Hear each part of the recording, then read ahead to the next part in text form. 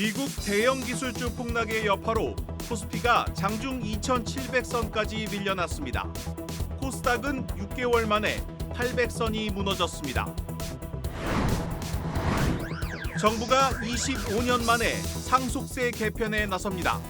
최고 세율을 40%로 낮추고 자녀 공제는 5억 원으로 10배 올리기로 했습니다. SK하이닉스가 6년 만에 분기 영업이익 5조 원을 기록했습니다.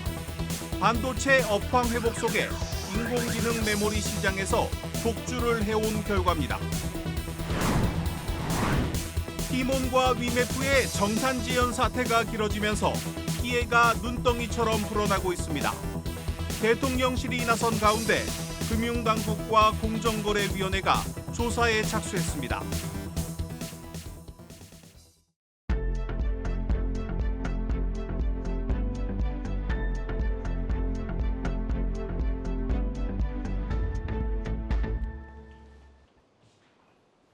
뉴스 플러스 시작합니다.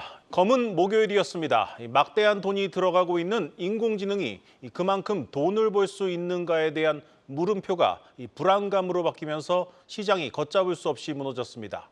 미국 빅테크 주가 폭락의 여파로 코스피는 2,700선을 간신히 지켰고 코스닥은 800선 아래로 내려앉았습니다.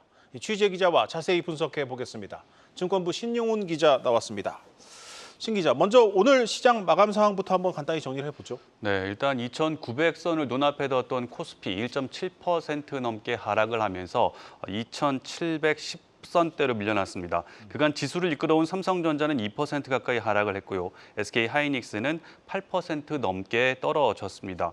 코스닥은 상황이 더 안 좋았습니다. 어제보다 16.96포인트, 2.08% 내린 797.29의 장을 마치면서 지난 2월 1일 이후 약 6개월 만에 800선이 무너졌습니다.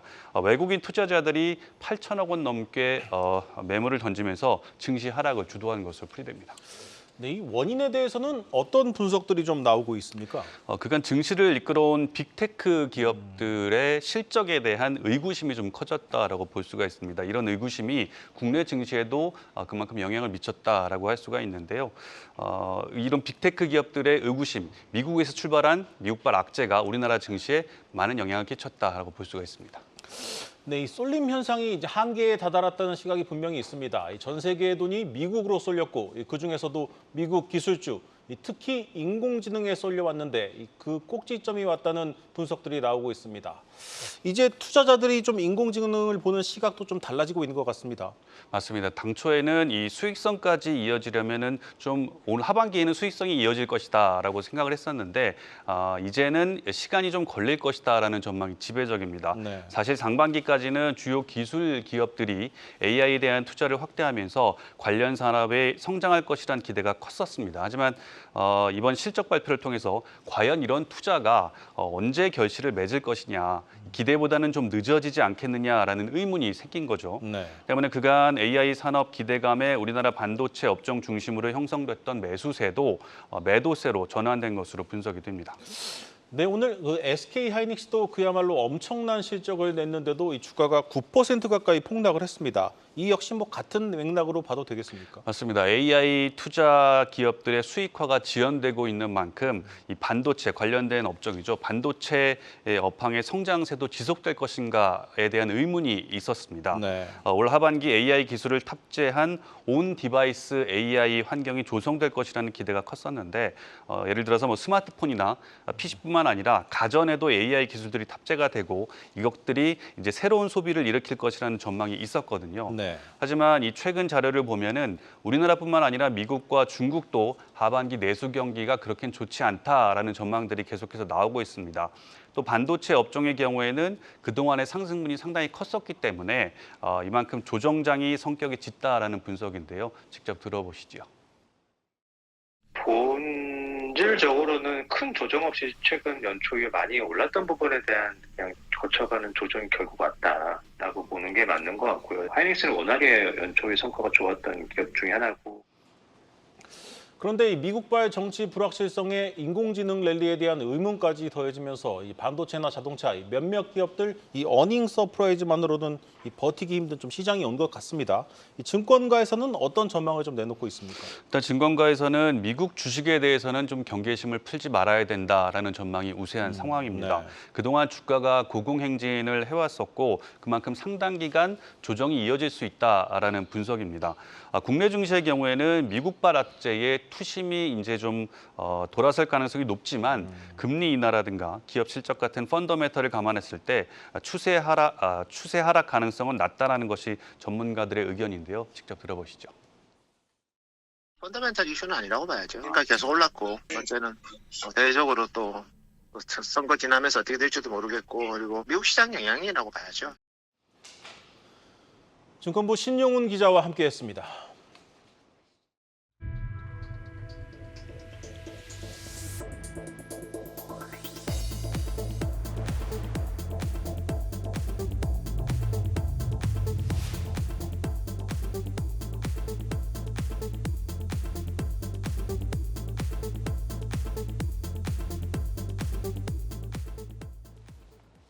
현대차가 올해 2분기 4조 2천억 원이 넘는 영업이익을 내면서 사상 최대 실적을 기록했습니다.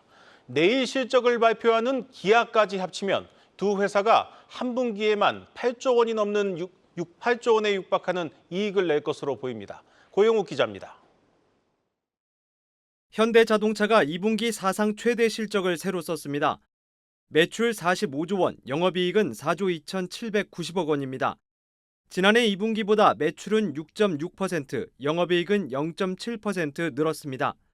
전기차 수요 정체에 대응해 하이브리드차 생산을 늘리고 레저용 차량과 제네시스 등의 고수익 차종을 중심으로 판매한 전략 덕분입니다. 2분기 판매량은 105만 7천 대로 전체 판매량은 줄었지만 미국 시장에서 판매가 크게 늘었습니다. 현대차의 상반기 미국 판매량은 43만 대로 역대 최대입니다. 기아는 38만 대입니다. 내일 실적 발표 예정인 기아는 매출 27조 원, 영업이익 3조 6천억 원으로 전망됩니다. 예상치대로라면 양사 합산 실적이 2분기 8조 원에 육박합니다. 오는 11월 미국 대선 등으로 인한 글로벌 불확실성이 크지만 현대차는 유연하게 시장에 대응한다는 계획입니다. 현대차는 실적 발표에서 하반기 시장 상황은 어려움이 계속될 것이라면서도 우호적 환율 효과가 지속될 전망인 만큼 올 초 제시한 실적 전망치는 유지한다고 설명했습니다. 한편 포스코홀딩스는 이날 장인화 포스코그룹 회장 취임 후 첫 분기 실적을 발표했습니다. 매출은 지난해보다 8% 줄어든 18조 5천억 원, 영업이익은 43% 줄어든 7,500억 원입니다. 한국경제TV 고용욱입니다. SK하이닉스가 올해 2분기 6년 만에 분기 영업이익 5조 원대를 회복했습니다. 반도체 업황 회복 속에 인공지능 메모리 시장에서 독주를 이어가고 있는 덕분입니다. 박혜린 기자입니다. SK하이닉스의 올해 2분기 영업이익이 5조 4,685억 원으로 집계됐습니다. 지난해 같은 기간과 비교해 2.9배 증가한 것으로 반도체 슈퍼 호황기였던 2018년 이후 6년 만에 5조 원대의 영업이익을 기록한 겁니다. 매출은 125% 증가한 16조 4,233억 원으로 분기 기준 역대 최대 실적을 냈습니다. 이 같은 호실적은 인공지능 붐으로 인해 고대 역폭 메모리 등 메모리 수요가 급증한 덕분입니다. 지난 3월 양산에 돌입한 HBM3 8단 제품의 판매량이 본격 늘며 2분기 HBM 매출은 전분기 대비 80% 이상, 전년 동기 대비 250% 이상 늘었습니다. 시장에선 SK하이닉스의 D램 내 HBM 매출 비중이 지난해 10% 이하에서 올해 20%까지 급증하며 올해 2분기 HBM에서만 약 2조 원에 가까운 매출을 거둔 것으로 파악합니다. 하반기에는 SK하이닉스의 질주가 더 본격화할 전망입니다. SK하이닉스는 실적 발표 후 이어진 컨퍼런스 콜을 통해 3분기부터 HBM3 12단 제품 양산에 들어가 4분기에는 고객사에 공급을 시작하겠다고 밝혔습니다. 올해 말부터 엔비디아의 12단 제품을 공급하겠다는 의미로 HBM2E부터 HBM3 12단까지 모든 제품의 포트폴리오를 갖춰 HBM 시장의 리더십을 굳건히 지키겠다는 겁니다. HBM 투자에 따른 공급 과잉 우려에 대해선 일축하며 올해 HBM 매출은 지난해보다 300% 늘고 내년에는 올해보다 2배 이상 늘어날 것으로 예상했습니다.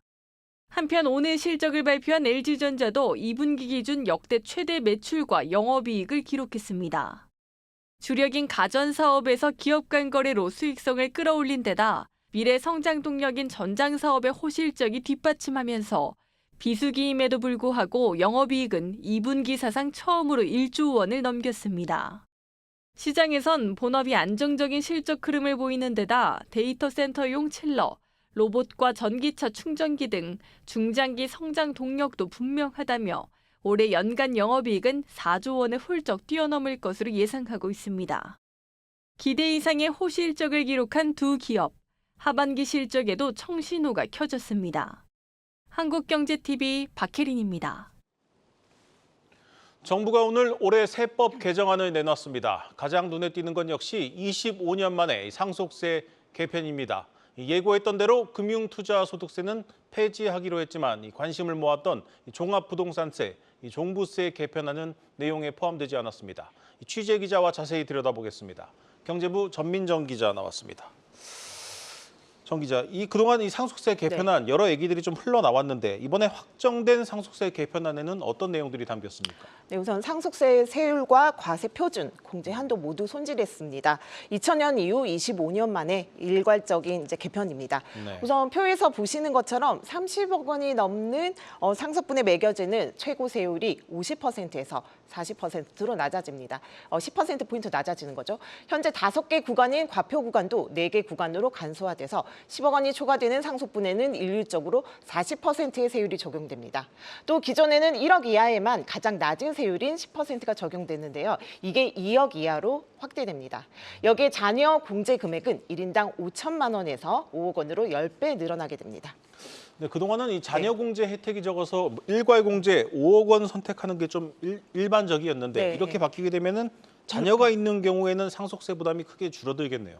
네, 그렇습니다. 통상 상속재산에 대해 상속세를 공제받을 수 있는 재산가의 한도는 배우자 공제 5억 원과 일괄 공제 5억이 적용된 10억입니다. 10억이 넘는 아파트를 물려받을 때부터 상속세를 내야 한다는 의미입니다. 네. 하지만 이젠 자녀가 2명만 돼도 10억의 자녀 공제를 받을 수 있기 때문에 공제 혜택이 크게 늘어나게 되는 겁니다. 상속 재산이 25억 원이고 배우자 1명에 자녀가 2명일 경우를 제가 예로 들어서 설명해 보겠습니다.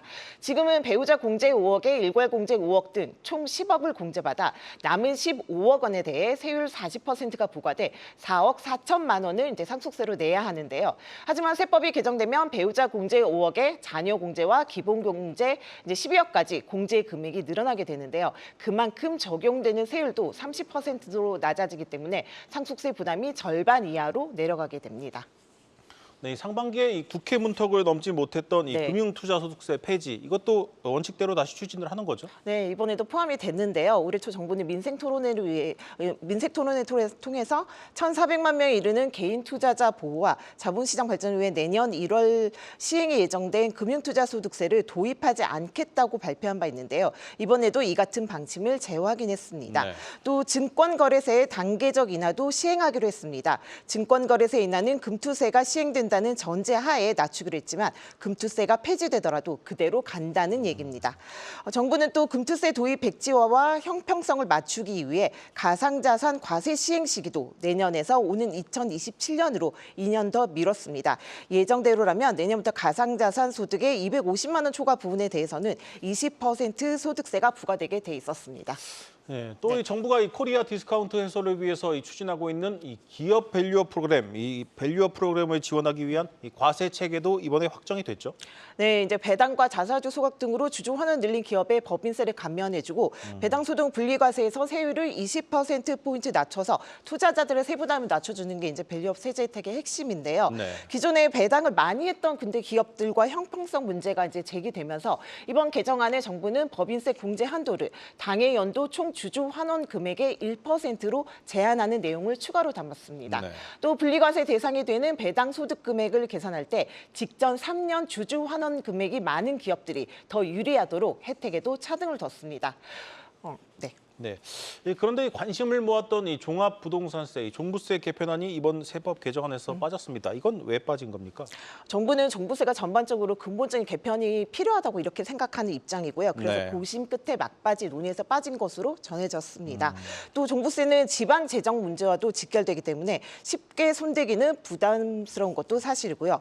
또 최근 서울 집값이 들썩이고 있는데요. 하반기 금리 인하와 맞물려서 종부세를 완화하면 집값 상승을 더 부추길 수 있다는 게 정부의 속내가 아닐까 싶습니다. 네. 또 대통령실 내에서도 종부세까지 개정안에 담으면 야당 반대가 더 심해질 수 있다는 우려도 컸던 것으로 전해졌는데요. 이런 이유로 정부는 종부세 개편의 적절한 시기를 기다리고 있는 것으로 보여집니다.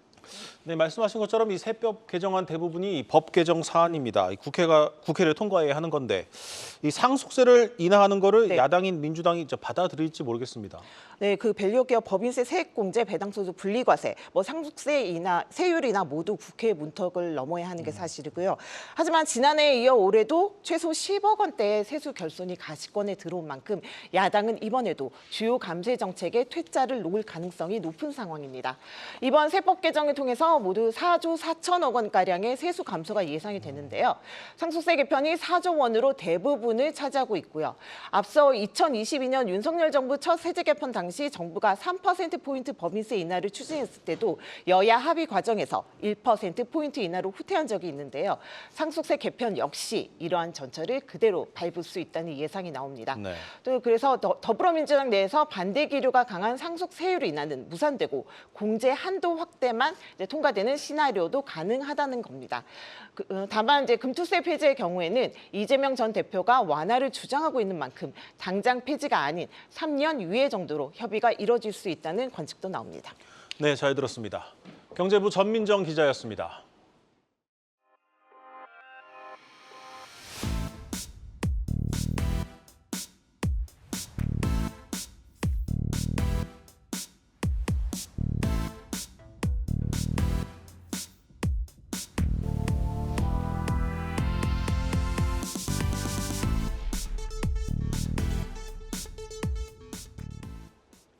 티몬과 위메프의 정산지연 사태의 피해가 눈덩이처럼 불어나고 있습니다.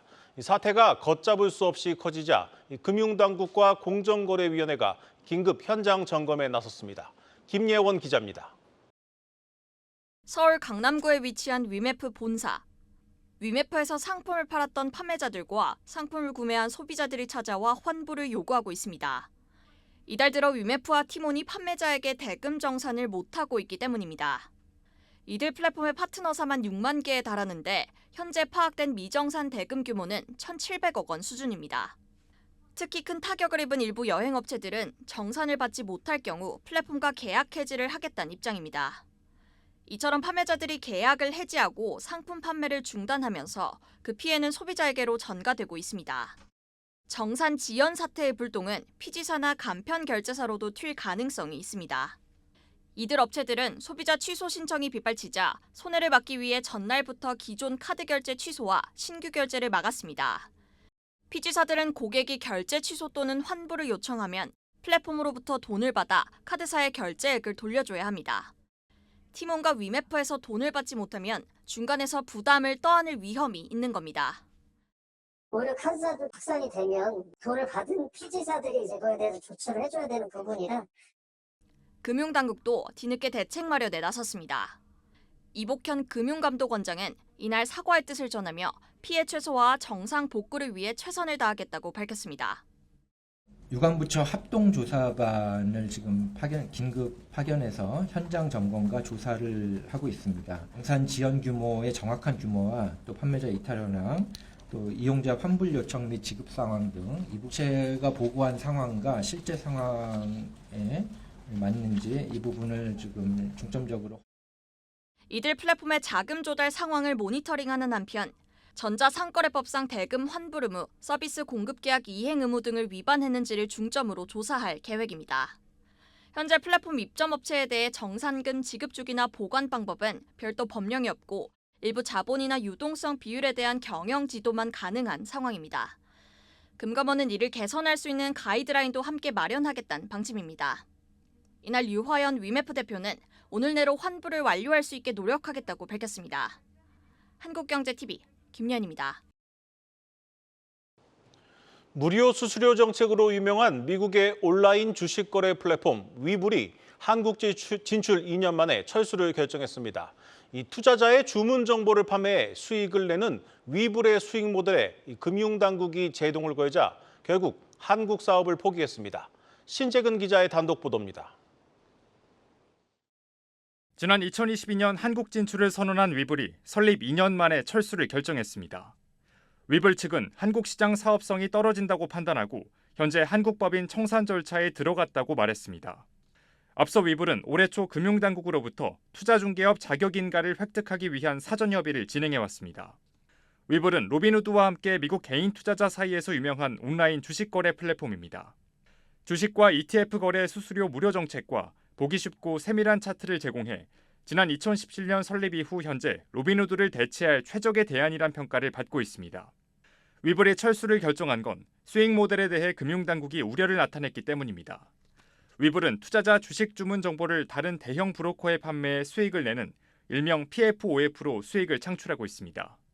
국내 주식 매매 시스템은 투자자가 주문을 내면 주문 정보를 증권사가 거래소로 전달해 주문을 체결합니다. 반면 PFOF는 중간에 시장 조성자, 흔히 마켓메이커로 불리는 대형 브로커가 증권사에서 고객의 주문 정보를 받아 매수와 매도 호가 차익을 챙기고 그 대가로 위불은 수수료를 받습니다. 위불이 투자자들에게 무료 수수료 서비스를 제공할 수 있는 것도 바로 PFOF 수익 덕분입니다. 그러나 금융당국은 이 과정에서 투자자 보호 이슈가 발생할 수 있다고 우려를 표명했습니다. 금융당국 관계자는 PFOF가 국제적으로 투자자 보호와 관련한 우려가 있고 현재 감독을 어떻게 할지 논의가 진행되고 있다며 이 같은 사항을 위불에 전달했다고 말했습니다. 금융당국은 또 개인정보 보호를 위해 위불의 데이터 센터 등 인프라를 갖출 것을 요구한 반면 위불은 클라우드 활용 방안을 제안한 것으로 파악됩니다.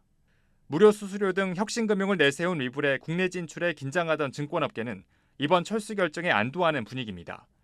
한국경제TV 신재근입니다.